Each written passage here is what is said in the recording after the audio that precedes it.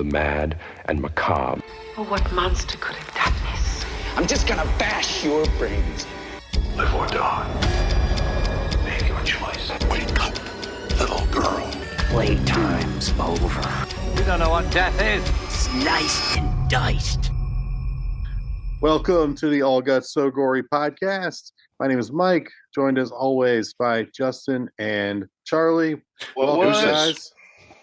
We are trying our take two at a virtual episode here for you, as we're still kind of snowed in from being one of the 34 states buried in a foot of snow and ice. Snowmageddon. Hey, good news is they said we got 9.5, and I went out and used my. Never mind. I won't tell you what I used to measure. I knew you were going to go somewhere dirty with that. So you had to measure it 3 times? Basically.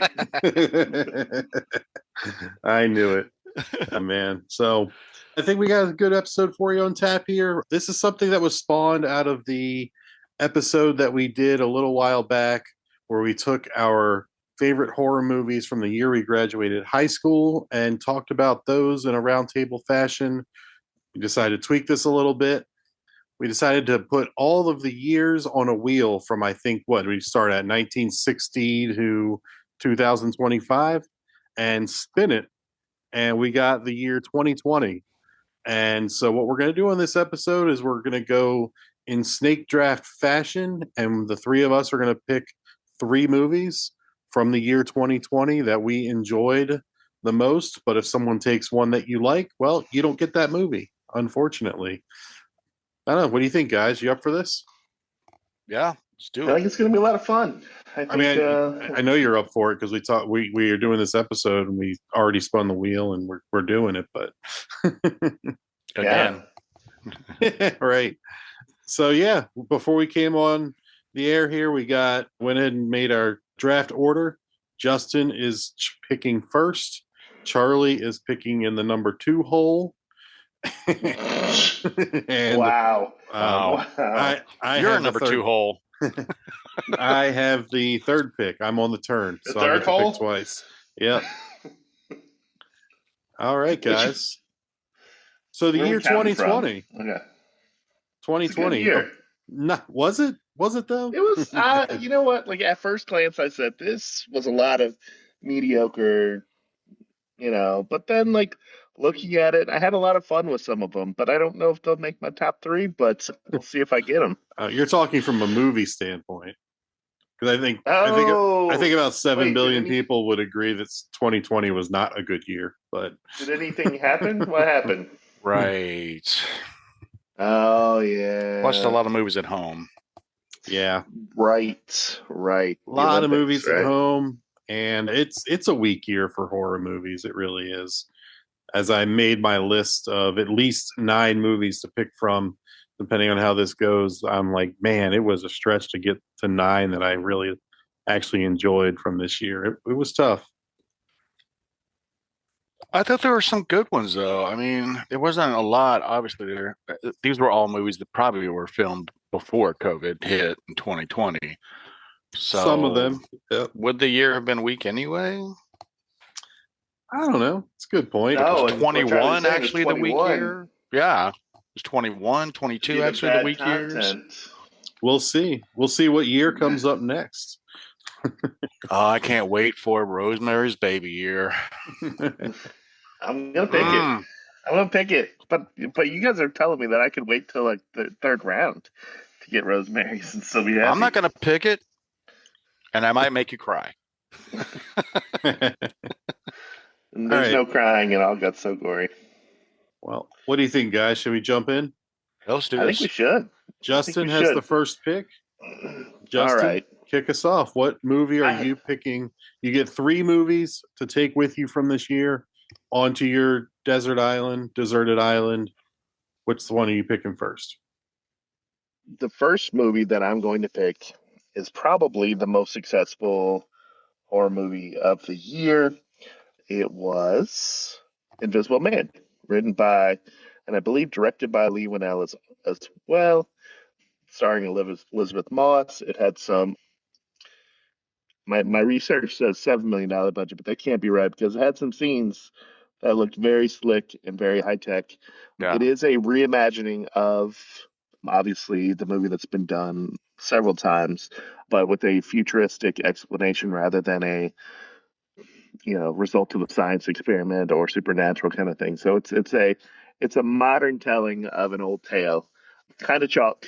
Rotten Tomatoes loved it at 92%. But you know what? It's a good movie, and I'm happy to have it first. It's okay. Wow. I mean, definitely not my first pick. That was all you. I would not have picked. That's not even in my top 5. Well, Wow. then you have a bad top 5 then. Okay, I don't think that's true. So I'm going to do my number 1 for 2020, and it is starring Betty Gilpin. It's got Hilary Swank in it, Emma Roberts, a few other people you'd know just by their faces. The Hunt. I mean, this movie was. Love The Hunt. It had splatter gore, it had bodies flying, it had people getting blown up and thrown into pits with spikes. It had people knowing the price of cigarettes in different states. A badass hero. Yeah, I love this movie. It had political satire on it too. It had all kinds of stuff in it. Some for everybody, left and right. Something for everybody. I'm disappointed because on the extensive list I made, this did not show up as a horror movie. So good job, Charlie. It is. I'm not saying it's a competition, but I mean, if it was. Yeah. If you look up on IMDb, it qualifies as a horror movie, and there's enough blood and gore in this. Oh yeah. It's got what's it called? The Most Dangerous Game. Like it's modeled after that. Yeah. It's a horror. Yeah. Yeah. Circling back to Justin's pick, The Invisible Man, that was the one I had on the top of my list. Really cool. The restaurant scene in that movie. The way they shot some of the scenes where Elizabeth Moss is just being like dragged around the kitchen and thrown against stuff, but there's nobody there. It's just her body. It's kind of crazy how they were able to do that.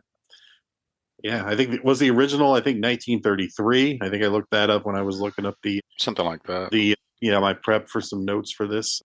Yeah, I think if I had the first pick, I was taking The Invisible Man. And then The Hunt, I really enjoyed as well. The Hunt, I had number 3 on my list. I get to pick my number 2 film then. Should I go ahead? Do you guys have any more thoughts on those two? Well, this is your number 1. Now that we wrecked your top 3. Yeah. Well, I'm getting my number 2 pick.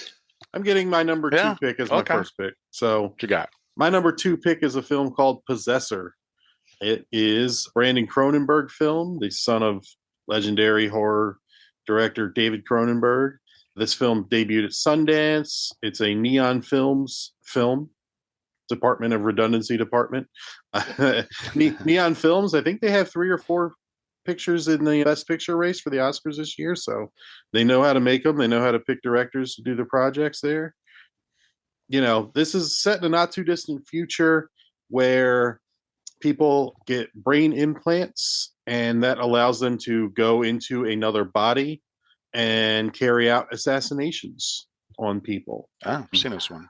Then the one person that does this quite often, this is going to be a spoiler-free episode. Okay, yeah. So the one person that does this pretty often, ends up performing these things has an adverse effect on her personal life. And yeah. And, Brandon Cronenberg, having a Cronenberg name on it, there is a level of blood and gore that is very high, which scores extra points in my book. So Possessor's a fun one. Possessor's good. It's a little artsy in the middle in some parts, but it's also it's a good time. Do you think he had a choice? Do you think he had a choice in choosing the blood and guts route? Do you think, what if he was like, I only want to work with Tom Hanks and Woody Allen and Wes Anderson and these people? Like, do you think he had a choice, or like he said that to his dad? Breaking up there.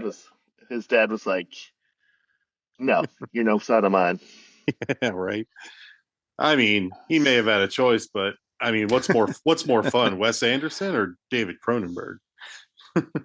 So I've passed by this this thumbnail several times while flipping through streamers.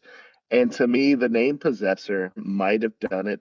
I haven't seen it, so I'm going to watch it based on your recommendation. But the name Possessor made it seem more ghosty, right? Yeah. And, spirity. So it's like, that's maybe what I wasn't in the mood for. But now I'm going to check it out knowing that it's got this future spin on it. Yeah, that makes sense. It's because it's, possessor. It's more like you're possessing someone else's body. It's not really a ghostly thing, but yeah, I could see how that could trip people up. Or they think they're getting to something supernatural and they're really not. Mm-hmm. Yeah. All right. Oh, so I get 2 picks. That's right. back to I should back go with again. my two. I get to go again. So for my second pick on the turn here, I'm going to pick a Spanish film that was released in 2019, but it debuted in America in March of 2020 on Netflix. So that counts as a 2020 movie for me. Big whoop. Want to fight about it? This is The Platform. It was a Netflix release. It was a really cool movie. It was an interesting idea for a film that I don't think I've seen before. Basically, there's you go and you spend 6 months in this prison that is built very vertical in nature, and each floor of this prison has a hole in the middle, and the platform comes down through each level. Platform full of food, and if you're on the top levels, you get all the food. As it goes down, the platform goes down to other levels, you get less and less. So if you make it through 6 months in this place and survive, then you come out with a clean slate. And the depths that people will go to when they're starving, when they're getting the scraps, when there's not much left to eat. And, it's just an interesting concept. I think the ending wasn't my favorite. I think they tried to shoehorn something in there that didn't really need to be there. But as far as a concept for a movie, it was really interesting, really cool story, just some good scenes. It was some really good stuff overall. Yeah, I liked it. I liked it a lot. I saw the sequel, like Platform 2 or something like that. It may have been a prequel. It was kind of hard to figure out if it was a prequel or not, but not as good as the first one. The first one was really good. Good pick. Yeah, thank you. Yeah, I'm more in the struggling with, being kind of beaten over the head with the analogy or the metaphor on this one, but it was well done. Well, I think, like you said, just maybe push the in. Maybe it didn't stick to landing. Maybe the plane didn't quite land because they built this metaphor that was so big that they had to fly around it kind of thing and still land it. But good pick. I was glad I watched it. It deserved a better ending, I think. Yeah. Yeah. French. God damn it. I did not. Spanish. Spanish. Spanish, French nuance. Come on now. Yeah. It's like in the thing where Kurt Russell keeps calling the Norwegian camp the Swedes. Hey, Sweden. Hey, Sweden. They're Norwegian. Who's up? Is it Charlie? It's back to Charlie. It is back to me. All the good movies are going to be gone before Justin gets another pick. Oh, yeah. Okay. So my next pick, I know Justin has seen it, wasn't a fan of it. I mean, didn't hate it, but he didn't love it as much as I did. VFW, as in Veterans of Foreign War bar, right? And it's got a lot of people you'll know, like Stephen Lang, William antagonist. Sadler. Yeah. Yes. William Sadler, Fred Williamson, Martin Kove from Cobra Kai Karate, David Patrick Kelly from Warriors. Come out and play. George Wendt. George Wendt's in it. George Wendt? R.I.P. Yeah. Right. Not as big a part, but yeah, it's kind of like one of those, like a Precinct 13 where they're kind of, the good guys are stuck somewhere and the bad guys are outside all over the place and they have to survive. And it's usually like a night, so they have to survive the night, right? It's a great concept. It's a great trope, and I'm in 99% of the time on those, right? So you've got to keep this shit from getting in or you're gonna die kind of thing. So band together, start barricading, find find the old guns in the old boxes, right? Like it's one of those where Yeah. it's just Make like, some booby what can we, traps. right? Right. What can we use to defend ourselves? Yeah, that's a good movie. I like it. Yeah. Charlie Justin said I didn't hated like it. Justin hated it. I watched it. I enjoyed it, but it's not going to make any of my lists or anything. I've never seen it. You're telling me these guys were able to stand up and walk away from $1 PBRs to fight these creatures or fight these things off that are trying to come and get them? Yeah, They're still drinking. They're still drinking. Their inner demons and the outer ones, right? Right. Right. I mean, the longer they stay there, the less they have to be at home with their families. You know, who needs that, Yeah. right? I love my family. I would never be there. He's winking. No, stop it.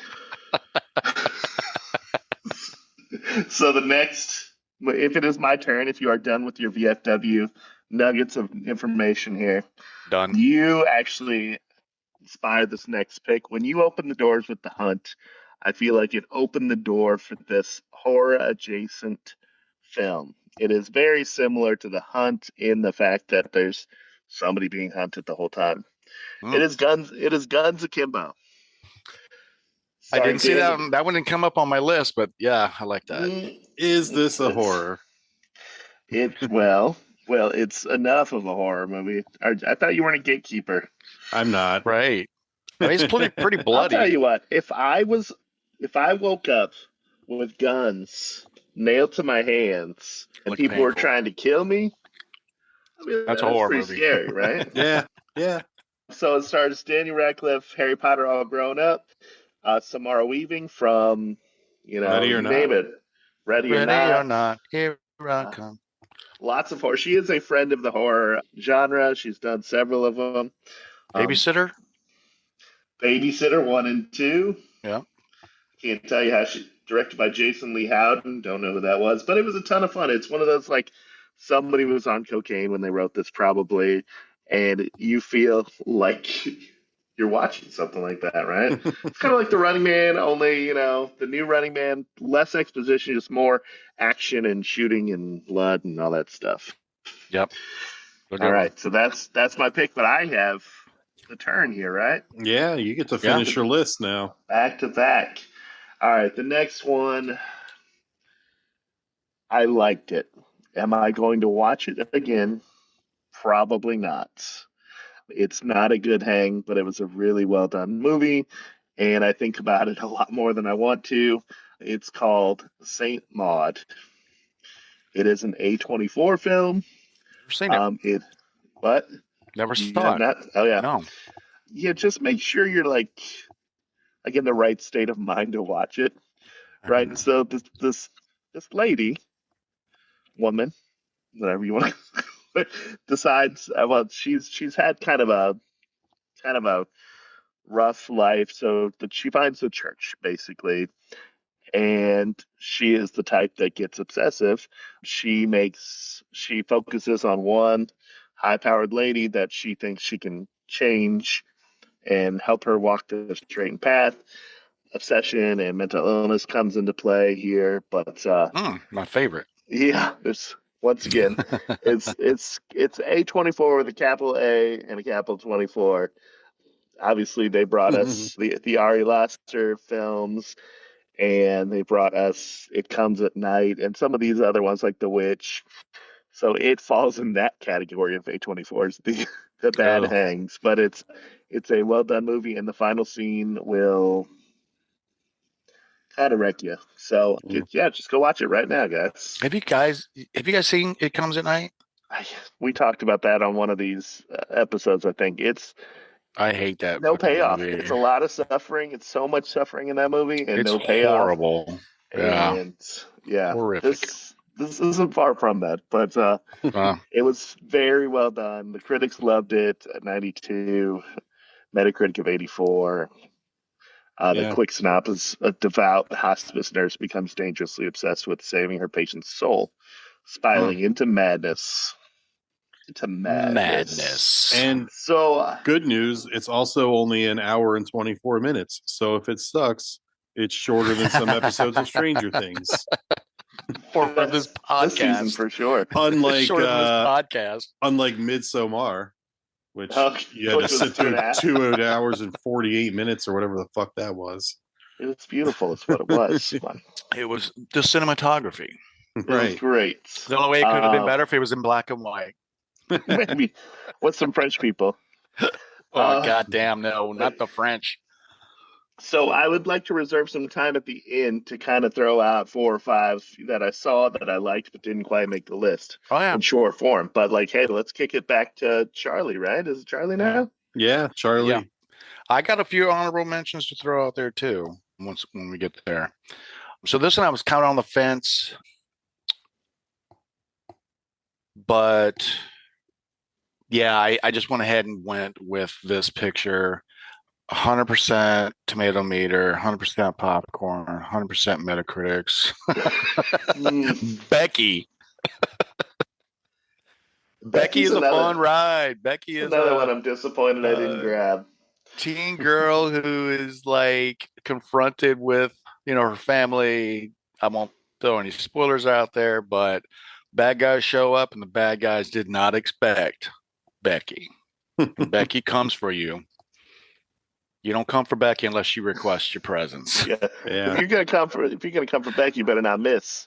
That's all I gotta say. And Kevin James, not Kevin typecast James. at all in this. Kevin No. Evan James, the white supremacist. And isn't there a French guy too, I think? I don't know. Oh, I think there is like a stupid one, like a really dumb one. That was a really good scene. I won't say anything more than that. Don't Just go see Becky. Go see Becky. Go see it in theaters everywhere Everywhere. in 2020.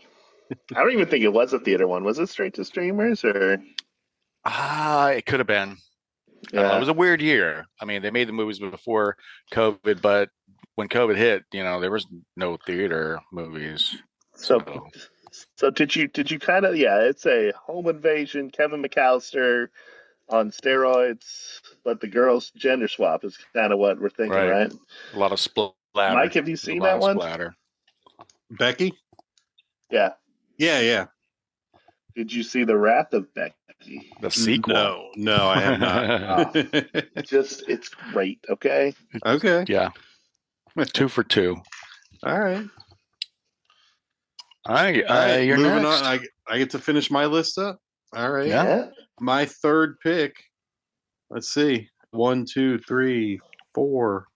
This was number 5 on my list. So, I didn't have to go too far down. This one is called The Rental, and it is written and directed by Dave Franco. Stars his wife, Allison Brie, and Jeremy Allen White, and a couple other people. And Toby Huss, who is in this as well. Basically, it's a story that's been told probably 100 times in a horror movie. Basically, 2 couples go on a vacation to a vacation house in a secluded area in the mountains, and they get to their Airbnb at this nice big vacation home, and the owner of the home is a little bit off. There's something wrong with him. There's something a little weird, something a little off-putting. And then, some mysterious things start happening. And maybe there's a murderer on the loose. So maybe. Who knows? Yeah. Stop me if you've heard this about a horror movie before. But this one was actually really well done. Had a pretty good twist in it. Had a couple things that happen that keep the tension wound up on more than just like, oh, is the murderer going to get him? There's tension throughout. Really well done. Good acting in this. Allison Brie, Jeremy Allen White, incredible actors there. Just like this one. And this was definitely like a movie that was part of its time because you got small cast, secluded area. So when you're watching this, you're like, oh, this is a COVID movie because there's no big set pieces. There's no inner city. There's no like, we need 500 extras for this shot. Like it's just 5, 6 people at most. A lot of times it's only 2 people in a scene. Sometimes it's just 1 person in a scene. And, you could just tell like, oh, they made this because it's COVID friendly. Right. You could stay 6 feet apart and all that stuff. Yeah. So, yeah, I liked it. The Rental. All right. right. All right. Any what? Now Charlie mentioned that he was kind of hemming and hawing between two to make his third one. Do we all have ones that just missed the cut, and then we want to do some honorable mentions? Mike, you want to start us off or no? With honorable mentions? Or if you had to have a fourth one, yeah, so I guess honorable mentions. Yeah, if I had a fourth one, the next one on my list was Freaky, a horror comedy starring Vince Vaughn. You know, directed by Christopher Landon, who did Happy Death Day. I liked Happy Death Day a lot, despite its PG-13 rating. It's a lot of fun. It's pretty cool. It's a lot of fun. Yep. And yeah, I mean, kind of a body swap thing where, Vince Vaughn goes into the body of a high school girl and vice versa. Not in the dirty way. Just not in that way. No, he goes to kill her, but then like Freaky Friday. Freaky Friday was Freaky Friday. Basically Freaky Friday, yeah. So in that sense, a body swap. Yeah, it was funny. It was neat. It was fun. I thought it was fun. And it was not a PG-13. This is an R. It was like a Friday the 13th level of slasher violence in it. It was definitely. It had some good violence. Yeah. For sure. And this is kind of a bad, this was kind of a weak year. So once I got down to like the 8th or 9th movie on my list, I'm like, I'm putting this here because I saw it, but it wasn't great. I hope I didn't have to get down that far, but I did like Freaky. I don't want to admit that I bought it, but it is one that I own. So I liked Freaky. It was good. I liked it too. We should all watch it together, guys. I'm good. Wow. Oh, look at the time. Rejected on the podcast. All right, who's up next? Charlie, you want to go? So the one I was on the fence about, he had a 48 metal score. It was, kind of somewhere in the middle there. And it is Underwater with Kristen Stewart. It was good. There's monsters. It's underwater, so it's dark and spooky, and you have to escape all that, and you have to escape the monsters. And wait, what's it called? Underwater. And where's it take place? Underwater. Oh, okay. On a mountaintop. On a mountaintop. It's really about her struggles in life. She's kind of drowning in like stress and bills and stuff, right? Yeah. Underwater. That's what it is. But I got a ton of honorable mentions, but go ahead. Yeah, we'll go through some of them for sure. One that I watched recently on vacation was actually called Caveat. I don't know if you guys have seen this one. I think I'm familiar with the poster, like a weird looking little. It's like a weird looking bunny, right? Yeah. So this director did Oddity in 2024, which I saw and I really liked the movie Oddity. So I went backwards and watched Caveat. So it's a weird. This guy that's drunk is approached by a friend to go stay with his daughter that just needs like round the clock care kind of thing because her dad died, her mom's depressed or something like that. So gets him to this island. There's no getting off this island. And just it turns into a mystery, a ghost story. It turns into a lot of stuff. I liked it. I'd say check it out. And Oddity. Yeah. Kind of doing back to back on that one. Which one? Oh, the caveat is he has to wear like a No. You said Oddity? Oddity. And the 2024 Oddity. But that's the other one from this director. But yeah, the caveat is he has to wear a vest with a chain on it that gives him access to most of the house, but it makes the daughter feel safe that the stranger's in the house. So that's all I can tell you. Weird. Basically, I wouldn't do it. Don't do it. That's all I gotta say. But who's up? Who's up for? You want to do a couple this time, Mike? I'll throw out 2 honorable mentions. I got Host, not the host, but Host. This is definitely a 2020 time capsule. It's an okay movie. It is what it is. Webcam stuff, right? Yeah, it's 6 friends get together on Zoom. They have a seance for whatever reason. I can't remember, but let's just say that shit starts going bad in each one of their webcams. And obviously they can't help each other because they're in all these separate places. And so shit just starts going wrong. And they're doing this seance because that's a good idea to do over Zoom. But, it's 2020 in a time capsule. It's kind of how we lived for a little while. And the director was even on Zoom giving direction to the actors and actresses in the movie. They were all secluded. They even sent things to the residences of this where they were shooting these scenes, like so that they would be able to do their own practical effects. So it's unique style of filmmaking for, making something work. But, an interesting concept, but I'd say just not, the execution wasn't flawless, I guess. It was All I gotta say not a great is if story. one of you two said, "Hey, let's do a seance on this call that we're on right now, the Zoom call," not only would I end the call, I would block your numbers, I think. We no longer be friends. I don't need to bring that shit in. Like, good luck is what I'd say. Blow that candle out, Charlie. Speaking in tongues. Well, I can almost understand it. It's crazy. And then, another one I had is A Quiet Place Part 2. This was the last one on my list. It's just very forgettable. It's a good. I liked A Quiet Place. I liked A Quiet Place Day 1. I really can't even remember what happened in Part 2, to be honest. It's, the island. Yeah, the island. Yeah. I remember watching it. I know the story is a good story. I know it's highly rated, highly regarded. Yeah, I liked it. It's like an island paradise, and they ruined it. Yeah. It's just like a George Romero zombie movie. Yeah. Just kind of forgettable for me. That's all. I like it. It was. Didn't it kind of feel more like a 1.5 versus a 2? It almost felt like the first one could have just included a little bit of this, and then we could have gone for a real second one. Yeah. And you think they could have learned some things and then, applied them, and they really didn't, I don't think. Kind of did. Yeah, they did a little bit, but they after bad stuff goes down, of course. Yeah. All right, Charlie, you got a couple you want to throw out? Yeah. #alive. The Koreans have shown up with horror movies like The Host, Train to Busan. They've really taken the zombie genre and kind of latched onto it and made some good ones.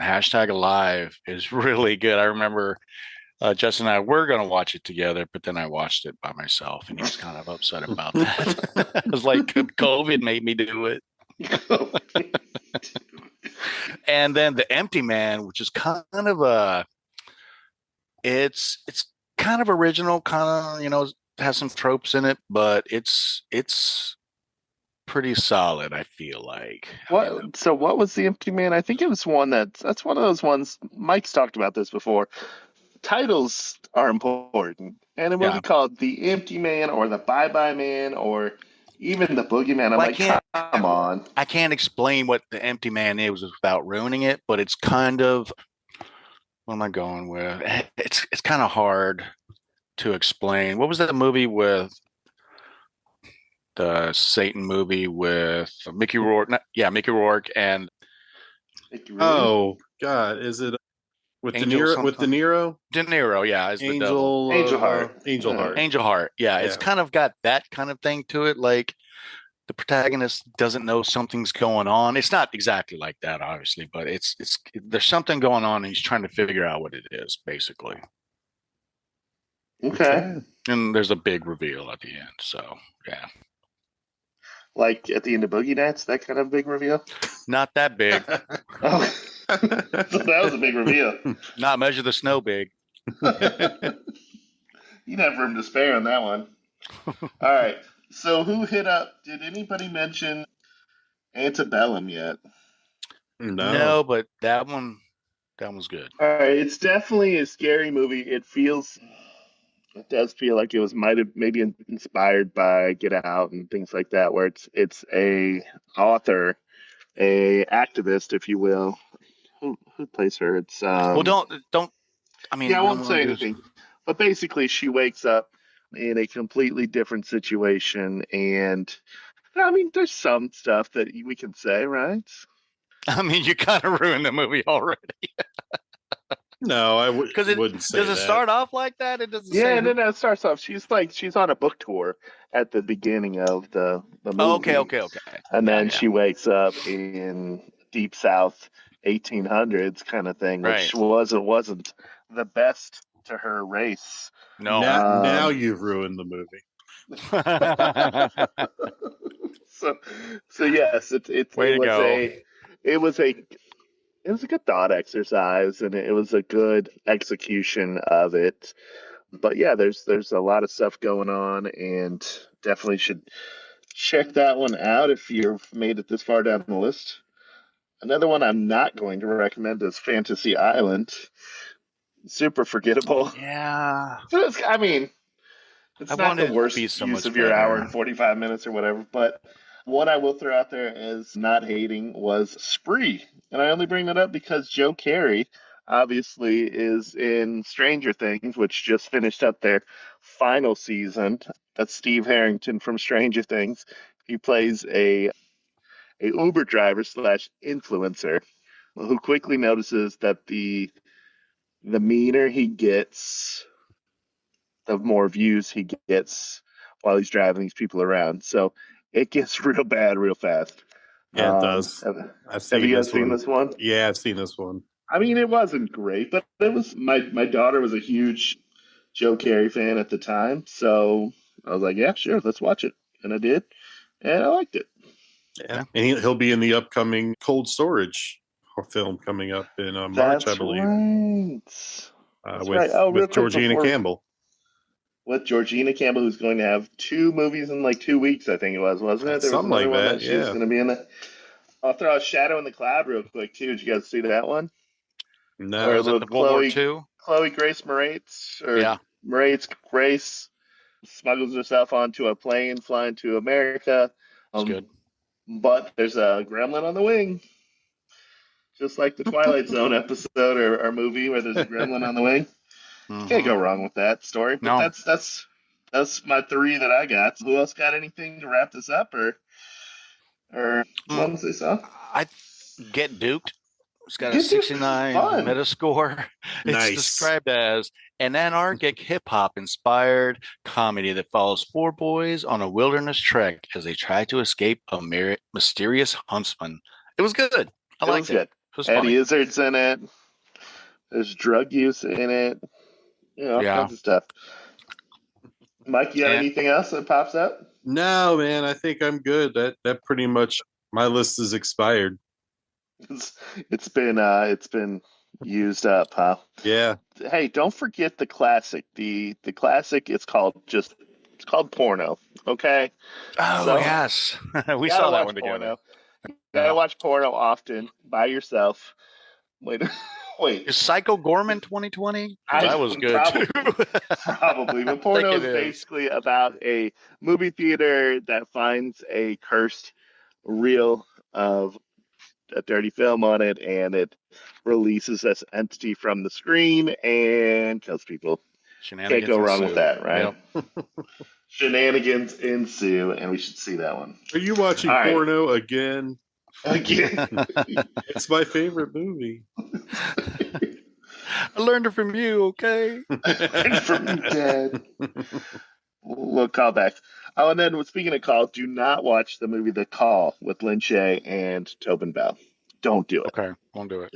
It'll be the worst use of your time that day. All right. Does he set traps for her to escape from? And does she go into the further to escape them? They're married, and she actually dies. Was he like, will you marry me?